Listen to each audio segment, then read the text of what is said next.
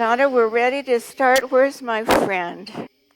I asked Catherine if she would be kind enough to be my model today. She's a perfect model. I wish I looked like her.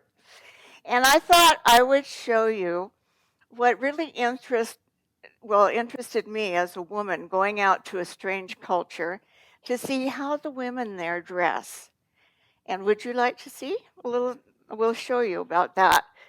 They have these pieces of fabric called congas, and we have things like this too, but in Kenya, these are used all the time. They're beautiful and they stretch out about like this. If I turn it right side up, do you want to hold it up? And I asked one time how they choose the colors for all these congas.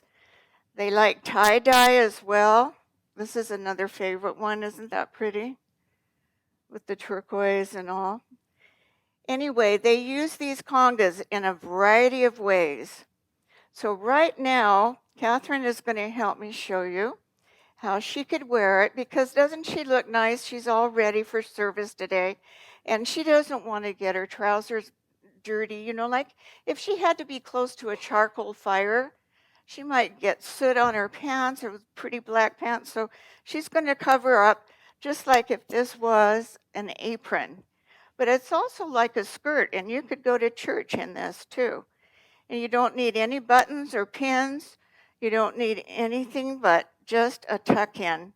So I'm going to scooch it kind of tight and tuck in on this side. And then for decoration, we're going to give her that. How does that look? Okay, now Catherine is on her way to go somewhere, maybe to the market. You want to go to the market? But you have a little daughter, and you mustn't leave her behind. So let's see how you're going to do. You know you're going to be carrying things at the market, and your little girl likes to see what's going on. So just lean a tiny bit, lean over a little tiny bit. Well, that's great. Okay, this is how people carry their babies all the time. So we're going to take another conga just like the one we had. We're going to wrap it around. You can stand up now. Okay, here we go. And your little one wants to see what's going on. This little American doll here. Okay, so again, no buttons, no zippers, nothing. We just tie it real snug. And Susie Q here gets to see. She's waving to you. Okay, now, Catherine, you've gotten to the market. And what did you buy? Bananas! Oh my gosh. But people in Africa don't carry things around like we do all the time. They usually have other things to carry, like another child or something. So she's going to bring these home just like that. See how you can do. Can you walk without it falling? Okay, but you know what, Karen? You forgot your firewood. Okay, here's all the kindling for the fire that you're going to build this afternoon so you can cook things. And there you go.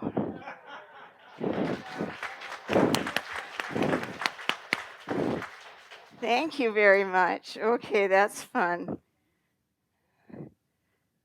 Okay, and if anybody wants a banana, they're here for the taking. Thank you for bringing your baby. Yeah, sweet little girl. Okay, well, that's about that part. And now I know that you guys were expecting to hear my story, right? But my story is not nearly as interesting as the children's, but I'm going to just tell you a tiny bit about that. And it was a very ordinary growing up time for me. I was born in California, lived in Southern California near the beach. I'm the oldest of four. We had a sister and two brothers. And most every Saturday, especially in the summer, because it was free, didn't cost anything, it was a great outing for our family to go to the beach. Oh my goodness. I ate my fair share of sandy cheese sandwiches, I can tell you. but we loved it. And yes, I miss the ocean, if anybody wants to know. But it was a great time. And then um, we we had a Christian family, which made growing up a very pleasant experience. My folks were real supportive. Got involved in lots of little organizations like Brownies and Girl Scouts and things. And then when I was 14, I went to a summer camp, and there was a missionary couple there that I just fell in love with. They just they were beautiful people, had two darling children, and when they started speaking, I really listened. And I remember one time at the very end of camp when the man was talking about missionaries and how God wants to use different people, very ordinary people in special ways sometimes, my heart started pounding. I was 14, and I can still remember my heart just started pounding. And I knew that God was trying to talk to me. And when they asked if anybody might be willing to commit their life to missions, I said to the Lord, I will go wherever you want me to go. And I really meant it. I think I wasn't expecting it to be Africa, though. Maybe Ecuador or someplace else. But anyway, that was a firm commitment on my part. I wanted to be a nurse from the time I was 3 years old. And so that just adjusted it to becoming a medical missionary. And so I went ahead to nursing school, graduated, got married, and then in the next 5 years found myself the mother of three little boys.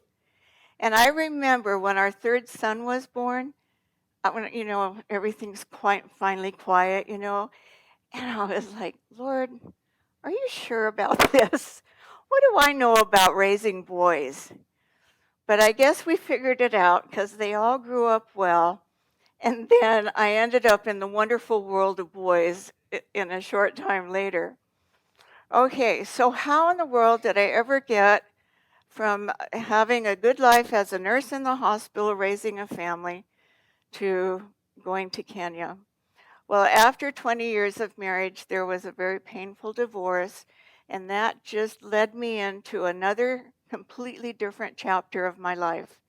My kids were grown and pretty, they were quite sure they were doing just fine on their own. And my youngest boy said, Mom, you've been here all these years for us. Now these kids need you. So they sent me off with their blessing. And I ended up, well, I actually didn't know I was going to Kenya at that point. But what happened was at a camp I was working at, I was invited to a fundraising dinner for another mission group. And I thought, I'm just going to dinner. But they put me next to the president of the organization. And it turned out to be more like an interview. And because I had traveled with the African Children's Choir in the interim, have you ever seen or heard of the African Children's Choir? Well, I got to tour with them as the tour leader for 18 months and ride the bus everywhere. My home was this big, this small, but it was so wonderful to look forward to 26 little hugs every morning. I thought that was going to be the highlight of my life, and I really grieved when I had to say goodbye to those kids. And then after okay, so that came first, and then this dinner that I just told you about, right?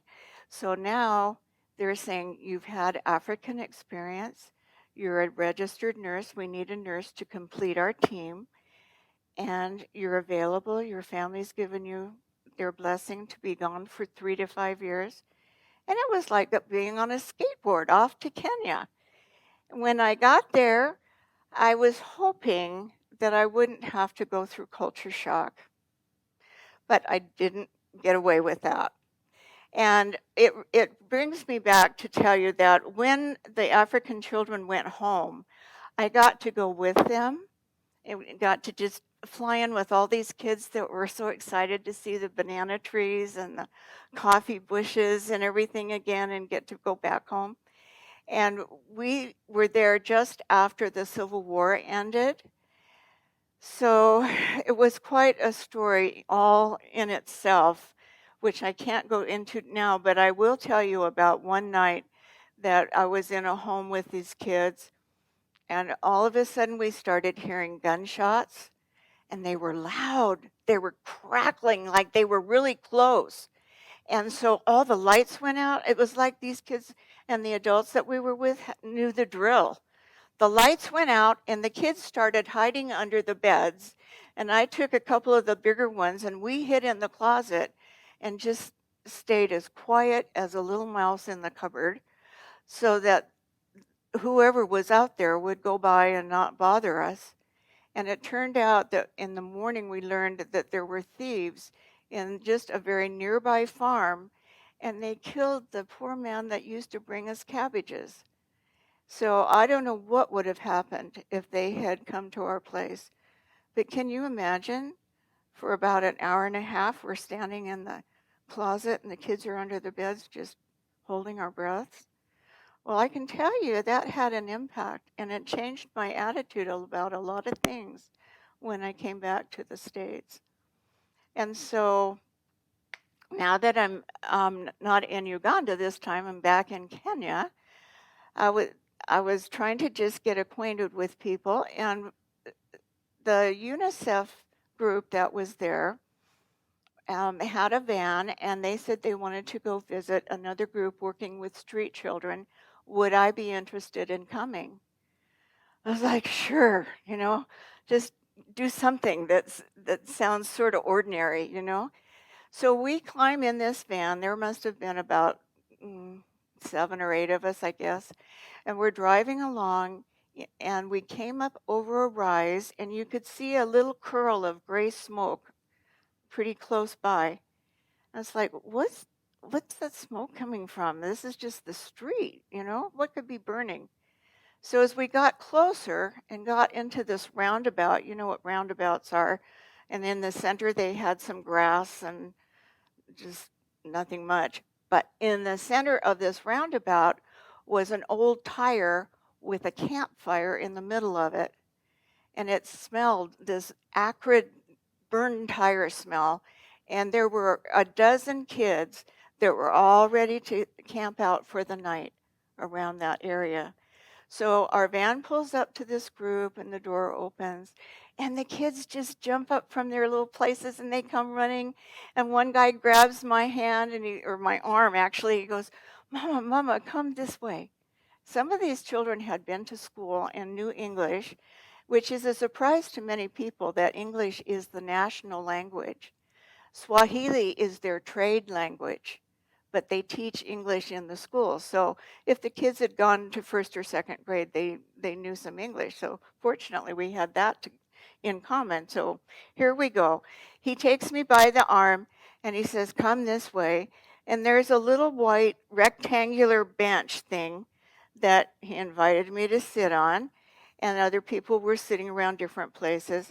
The leader of the group wanted to introduce all of us to the children, so we all said our names together. And then he left us on our own to visit.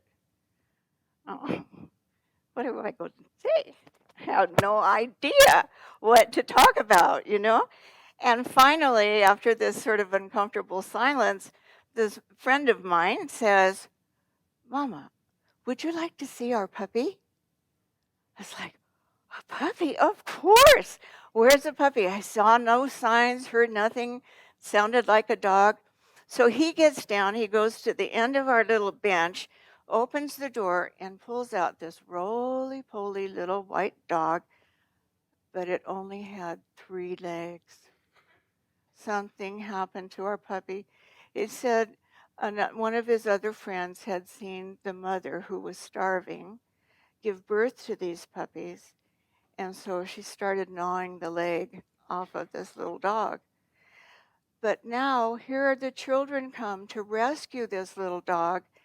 They built that little dog house out of scraps that they found someplace, and they saved their precious shillings so that they could buy milk to feed that puppy. Now, this story impacted me so much because it was very clear these children were taking much better care of this little three-legged dog than adults had ever taken care of them. It's like, this is so wrong. Why doesn't somebody do something? And I got home. I smelled like a burned tire when I got home for sure, but at least there was a shower. And then, I try to go to sleep and start feeling like, God, would you please send somebody to do something? I think you figured it out. I didn't at that point. I was still kind of crying myself to sleep, but as time went on, it became very clear. God wanted me to do something. And why, I don't know, but it's an honor and a privilege to say that we just love these children so much. Okay, so now I'm trying to learn the language. The idea of going out there was to teach preventative health care with a team. That's why they wanted a registered nurse on the team. And so we were going to just do all these very basic practical things, like why it's important to wash your hands. Kids would be out herding goats or sheep or whatever, and when it was time for lunch, they'd just come in, sit down, and start eating. And can you imagine why they got sick? But they didn't understand the science behind it. So it was going to be part of my job to instruct in that way. All right, so um, that was all well and good. But in order to teach anything, you have to learn the language. And they gave us 6 months to do that. So I'm supposed to go in town and spend as much time as possible learning or practicing vocabulary words and learning the right way to say these things so I didn't sound like an American trying to speak the Luo, which was the tribal language. By the way, there are 44 different languages in the country of Kenya, and the country of Kenya is about the same size as the state of Texas. So if you can imagine 44 languages in Texas. Okay, I'm going to have to get a quick drink of water. Sorry for the interruption, but I do have one. Okay.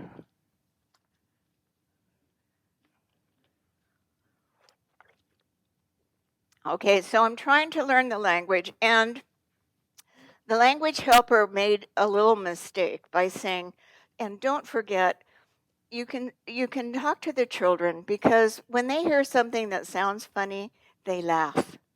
Where maybe an adult would say, "Oh, very good, mama. Very good," when it wasn't good at all. So I did what she said. I loved being around the kids. That was something that sort of felt normal because having raised my three boys and all their friends, it was like the Camden Avenue home for boys. So when these little guys would come around, I didn't know enough to be afraid of them. A lot of people would just hug whatever they were carrying and avoid them going across the street as fast as they could because they were afraid somebody might try to steal something from them. And when the guards were in front of businesses, they would start slapping these big sticks, like batons, they called arungas. They'd slap them in their hand as a threatening motion that the kids weren't wanted there. But not me. I didn't know the difference. So I'm saying, hello, what's your name? My name is Darla. And it didn't seem that important that they were all dirty. They were just children. And if they saw compassion in your eyes, oh, you were in for it. And then they would just follow along. There's somebody that likes me. And so that's how come I ended up giving bread to the children because when I drive my car in town, the kids would come running. Now, my car is another little story. It was like the African version of Herbie. Do you guys remember all of that? So when I'd go over a speed bump, the lights would come on.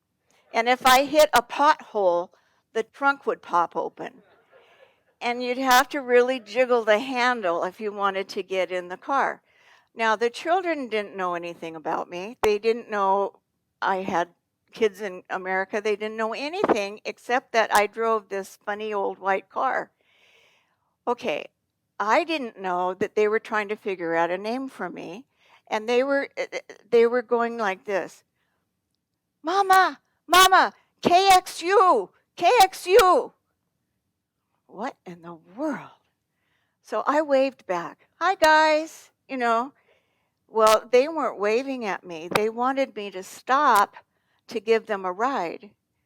And finally, one day when I went in to get my mail, I parked at an angle. And when I came out, all of a sudden, I see the license plate. Guess what? KXU 685. That was my license plate. That's what the kids knew about me. And that was my new Kenyan name, Mama KXU. Isn't that funny? And then when the kids would come, I gave them bread and all, but I didn't want to just keep giving things. And when somebody wanted to watch my car, that sounded like a good idea because they're earning something, right? They've got a little job. Well, all these kids wanted to watch my car, and the man who sold pencils at the post office said, Mama, your car can never be stolen in Kisumu because your best friends are the thugs. So here I am with all my friendly little would-be thugs around. And I decided, and along with a fellow at the church I was attending, there must be something we can do for these kids. They just they're just wandering around. They're just being chased like little stray dogs. And that's surely not the way God wants kids to live. And so there was a lady who had a business in a large compound, and she said it would be perfectly fine if I wanted to meet with the kids on Sunday afternoons when her business was closed. And the mission I went out with said I could do anything I wanted in my own free time, which happened to be Sunday afternoon. And so we let the word out, and I think there were 20 children that came, boys, they were all boys, who came on February 21st of 1993. Men from the Lions Club donated a blackboard. Now, this was really exciting. This was a charcoal blackboard, and it was pretty good size. I had the money for a piece of chalk.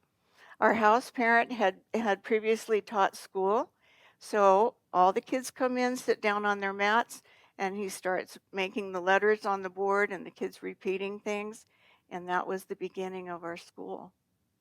So finally, then there was a lady from Israel who was there. She was an artist, and she brought sheets over one day with some paint and let the kids paint on these sheets so we could have curtains finally, so you couldn't just see through the whole house. That was a huge blessing, too. Now, let's see where to go from there. Okay, so the kids stayed with us, and every time there was a really sad situation or we found a child that we didn't think was going to survive unless we intervened, we'd have to bring him home. And the money was getting really tight, let me tell you, because at that point I didn't have any support. It was just, trying to make ends meet. And the time came when I didn't know how we were going to survive. And would you know, there were two men who came to my door, knocked on the door, and fortunately, someone else was visiting me at that time. It was right around dinner. And I answered the door to see these two Indian men standing there. And one of them was the Lions Club chairman or president elect. And he was there with his brother. Apparently, I had met his brother in town, and he heard that I was interested in helping the kids. So the president to be was looking for a project for his term with the Lions Club, and they knocked on my door, and I let them in. I was like, "Oh, hello, just come right in." I didn't know who they were in the beginning at all. But it turns out that by the end of our meeting, they offered to build a dining shed for the street children. Wow, a dining shed. That's so wonderful. That's really exciting. Oh, where am I going to put it? I had no property. We had no place to put a dining shed. I mean, and they were talking about a big one. So that was a joy and a problem at the same time. And I had to start going into town to visit with the council members. I think I was spent as much time in town as any of those people with offices there. In fact, some of them thought I had an office at the town hall because I had to go and sit on those hard benches and wait for these guys to come and call my name. And we would talk about if there was any place that they could allow us to meet with street children. Now, they were kind of worried that they might have a riot because these kids would make gangs here and there, which gave them a sense of belonging. But normally they didn't interact very often. So the mayor and the deputy mayor were kind of leery about this, but they finally came up with some land just outside town and said that we could use that. In fact, they allowed a lease for 88 years, and I only had to pay like $10 a month to pay for this lease. And so we had a place that we could safely gather the kids and nobody would bother us. And true to their word, the Lions Club started building a dining shed. Now, a dining shed didn't have windows or doors, it was just open, but it was, it was a nice, safe place until nighttime. And then it was cold, the mosquitoes would come in, and there really wasn't a good way for the kids to be comfortable to try to sleep. Now, about this time, I was desperately out of money, and I called a friend in Texas who offered to send some. And in the meantime, I went back home to Modesto and places around to see if we could raise some funds and hopefully put in doors and windows and have a good place for these kids to stay. It was about this time that Paul came into my life. And if you guys would like to read the story, it's in the book. It's all written out. And there's a chapter called There's a Doctor in the House. And that's Paul. And it also turns out that if it weren't for him and for Medical Ambassadors, where he was the CEO, I doubt Agape would have survived. But they were kind enough to let us become a division of Medical Ambassadors. They even gave me an office. And I had a secretary whose name was Marla. And so, as Darla, we became the MDs. And that worked out just fine. So, anyway, we went back to Kenya, and the program just continued to grow as funds were available, and we took more and more boys. And then we realized that these kids were going to stay at Agape as long as they possibly could. We were going to have an Agape retirement center. They had everything they needed. They didn't want to go anyplace else. What they really needed was to go back to their families. So when I resigned as the director and our other director came on, the focus changed to where we weren't just trying to raise these kids up until they were 18 and then try to send them out with some kind of a skill, which was very difficult, and especially when they didn't want to leave. But now our program, I'm telling you kind of on fast forward now, our program is all about reintegrating these children with their families. And surprisingly, street children are not all orphans. Many times they have family members, relatives that they can go home to. Poverty, abuse, neglect, um, death in the family, like if the father dies and the mother's trying to raise all these kids and she doesn't have a way to earn the money, she might lose the land that belonged to the dad and the kids end up on the street. Or maybe they have 6 or 7 children and there's only money to get one child to school. So the oldest one gets to go to school, but the others don't. Now the girls can stay home a little easier because they can work in the gardens or babysit or even get jobs as housemaids if it's a safe place. But the boys, there's not much for them to do. They don't like gardening and babysitting. And for you men, when you were 9 and 10 years old, if you got really bored, That wasn't a cool thing. And these kids thought they could maybe do better by running into town, maybe get a job, and maybe even be able to send some money back home. So a lot of the kids came to the street for that reason, only to find that it was a terrible, awful, just ugly way to live. They were chased around, they weren't wanted, they were dirty. I used to keep a bar of soap in my bag that we could break into little pieces to give the kids to go take a bath at Lake Victoria so they could just get clean for a change. Anyway, I would not want to be a street child. And when I realized how they lived, that idea of sniffing glue sort of started making sense. But this was not a solution for them. So now I want you to know we have 180 African employees. Isn't that amazing? We have teachers, house parents, field workers, social workers, a nurse, a pastor, all kinds of staff members who are dedicated to these children. And they go back with each single child and find out what the real story is at home. Sometimes the kids could tell you a big whopper because they were afraid to go back home or they didn't want the police taking them home. And so they'd send you off some crazy other place. But by this time, the kids knew that we were trying to help them and they really wanted to go home. So it wasn't so hard to take them home anymore.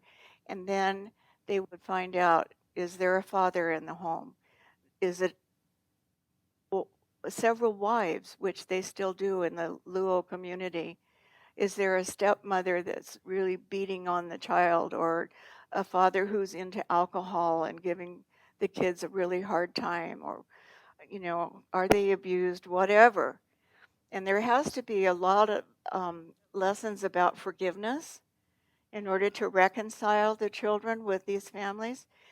And I'm almost done here, but I want to say, like, when you take a kid home and you're standing there and say that the father is at home, and you say, okay, could you have a conversation? Could you just talk to your dad for a little while? And if your little boy is standing there going like this and looking down, and you see the fear, we would never leave them. They come right back to Agape with us because they're not ready. The family isn't ready. So there are a lot of visits that take place.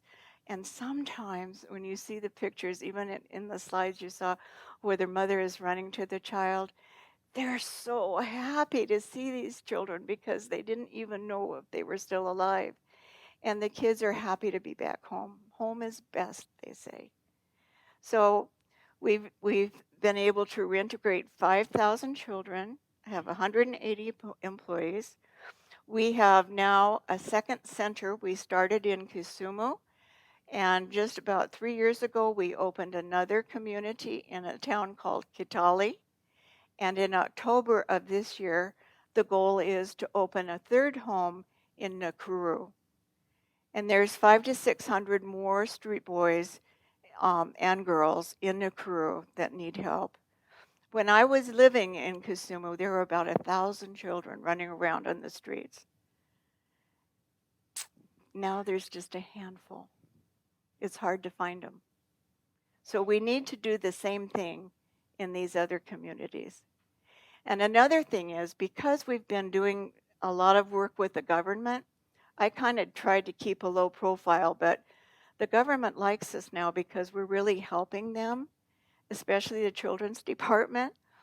And one of the board meetings we recently had, the news was that the council people, the politicians in Nairobi, wanted for us to send them our best practices, all the things that we do at Agape, how we receive the child, how they're cared for, if they're disciplined, whatever the employees do. We sent all this stuff to Nairobi. When they read it, they liked it enough that they renamed it, stamped it with the government stamp, sent it back to us, and said, now this is what we want you to do. Can you believe it?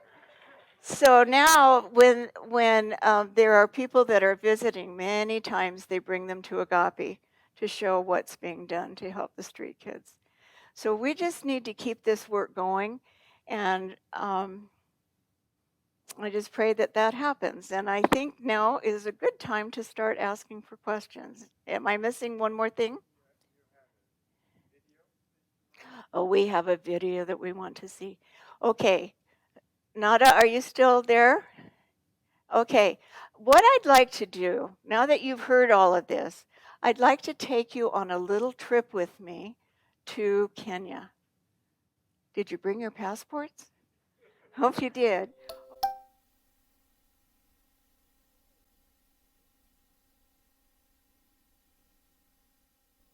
Far away, on the other side of the world, is a place of wonder and beauty, a place like no other on earth. That place is Africa. Just the mention of Africa brings to mind the many wonders of God's creation. But the true heart of Africa is her people.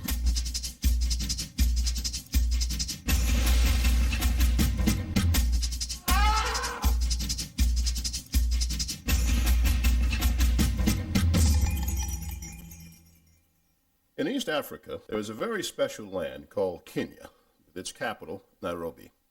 West, along the equator, on the shores of beautiful Lake Victoria, is the bustling town of Kisumu. Like towns throughout Africa, Kisumu is alive with activity. It is a commercial center and is the focal point of trade with Kenya's western neighbors. It is home to a wide variety of interesting shops and businesses. The people of Kisumu are industrious and hardworking. The town is a fascinating blend of modern buildings and vehicles, side by side with traditional street vendors. With more than 500,000 citizens, Kisumu is Kenya's third largest city. It is a port, and many of its industries are related to fishing in Lake Victoria, the second largest freshwater lake in the world. The sights, sounds, and smells of Kisumu make it a truly fascinating place.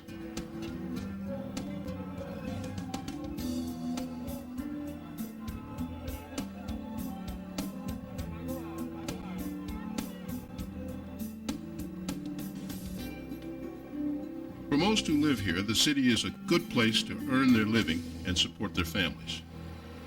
But sadly, for some, Kisumu is a place of unrelenting hardship and despair.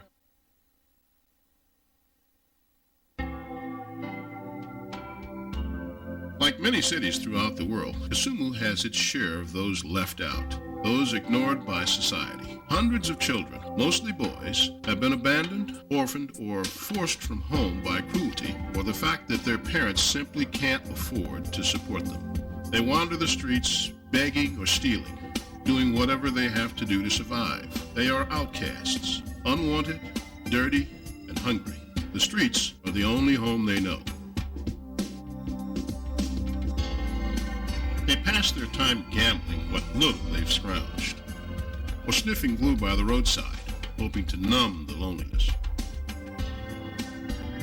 Desperately trying to escape the overpowering feelings of complete and total hopelessness.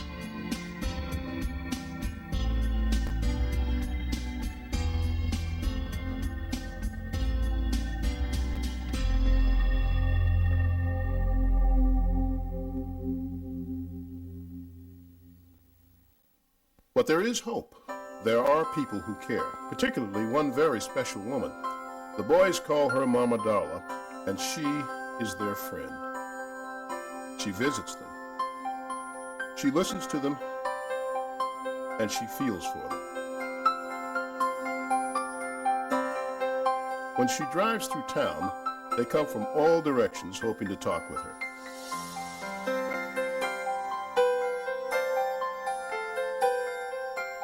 Eager to feel the warmth of a hug or the gentle touch of a caring hand.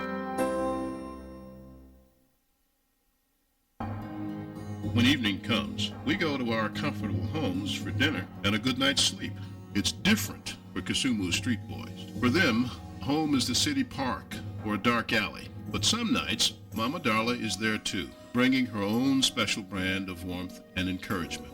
For these, the night only seems to magnify the lonely emptiness of their lives, the hurt, the pain.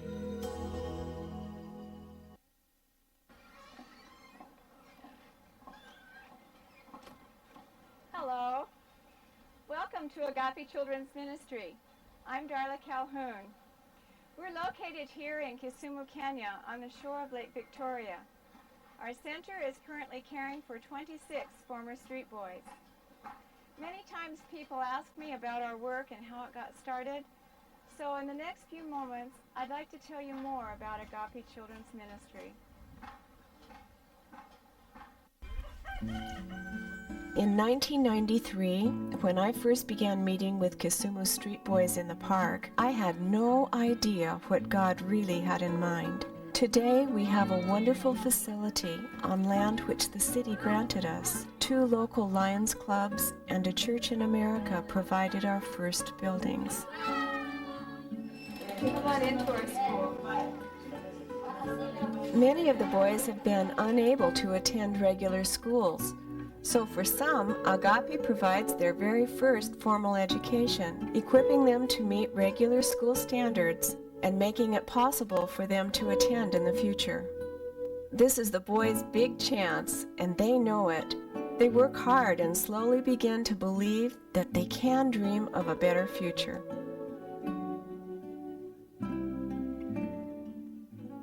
First, I thank the Lord for bringing me to Agape, because once I was at the street, and Agape took me out of the streets, and now I'm staying at Agape, and they're really providing us with everything: clothes, shelter, and also they take us to school, where I learn at Bayani Primary School. And my friends at home, Agape, and all the boys who are there as my family. And I would like in future to be a doctor.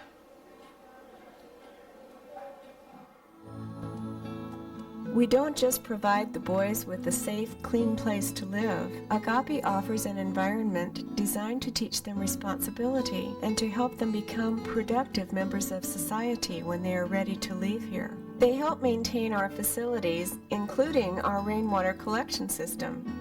We teach them to plant and care for our vegetable garden. Whatever we have them do, it's all intended to help prepare them for the future. It's our hope that the garden and the growing of neem trees will help Agape become more and more self-sustaining. The oil from neem tree seeds can be used for medicinal purposes and also to ward off mosquitoes carrying malaria. That makes the neem tree a valuable cash crop.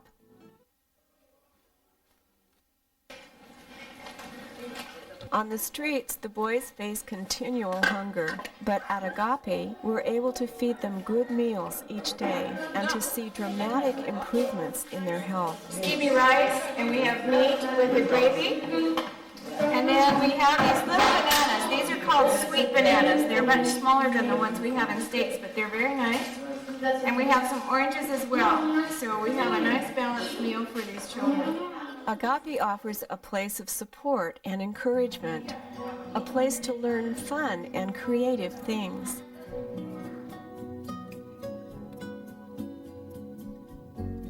A place where dogs are pets, not competitors for scraps of food off the street. A place where a boy is safe to just be a carefree child. My name is Peter Ochieng. I love playing football. This is what I want. Today is a wonderful day for all of us at Agape. A day when we can welcome another boy off the street and into our family. We can't afford to take them all, but each one is like a special gift from God. This is Frederick. This is John. What is your name? Kenneth.